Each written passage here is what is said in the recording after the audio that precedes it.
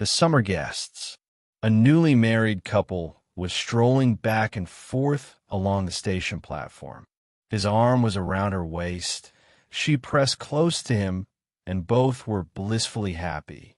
From behind the ragged clouds, the moon looked down and scowled. It seemed she was envious and vexed by her own dull, useless virginity. The still air was thick with the scent of lilac and birdcherry. Somewhere beyond the tracks, a landrail cried. "How wonderful it is, Sasha! How wonderful," the wife said.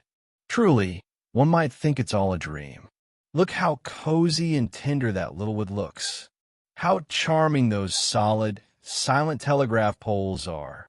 They bring the landscape to life, Sasha, and remind us that somewhere out there are people's civilization.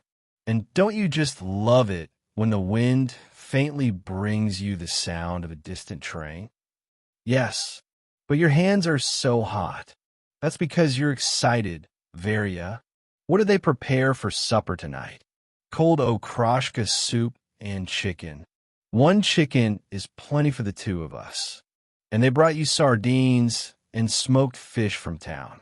The moon, as if it had taken a pinch of snuff, hid behind a cloud. Human happiness reminded her of her own solitude, of her lonely bed beyond the forests and the dales. "The train is coming," said Varya. "How lovely!" In the distance, 3 fiery eyes appeared. The station master stepped out onto the platform. Here and there, signal lights began to flicker on the rails. "Let's watch the train pass and then go home," Sasha said, yawning. "Life is so good with you, Varya. So good it's almost unbelievable." The dark monster crawled silently up to the platform and came to a halt. In the dimly lit carriage windows, sleepy faces, hats, and shoulders flickered by. "Ah, ah!" A voice called from one of the carriages. "Varya and her husband have come to meet us. There they are. Varenka, Varechka." Ah! 2 little girls skipped out of the carriage and threw their arms around Varya's neck.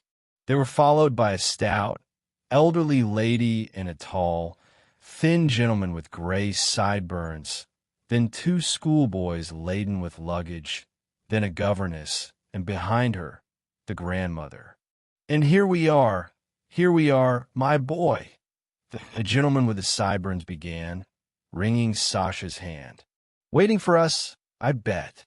I suppose you've been scolding your uncle for not coming. Kolya, Kostya, Nina, Fifa, children. Kiss your cousin Sasha. We've all come to see you, the whole brood, for maybe 3 or 4 days. I hope we won't be in the way. Please don't stand on ceremony." At the sight of the uncle and his family, the couple was struck with horror. While the uncle talked and kissed them, a vision flashed through Sasha's mind. He and his wife giving up their 3 rooms, their pillows, their blankets to the guests, the fish, the sardines, and the soup devoured in a single second. Cousins picking the flowers, spilling ink, and making a racket.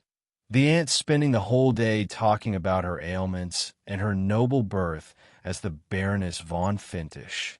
And Sasha looked at his young wife with hatred and whispered, "They've come to see you, damn them." "No, they're yours," she replied, pale, also filled with hatred and spite. "They are my relatives, they're yours." Then, turning to the guests, she said with a welcoming smile, "Do come in. You are most welcome."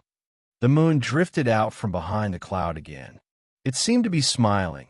It seemed she was quite glad that she had no relatives. And Sasha turned away to hide his angry, desperate face from the guests and said, forcing a joyful, hearty tone, "Welcome, welcome, dear guests.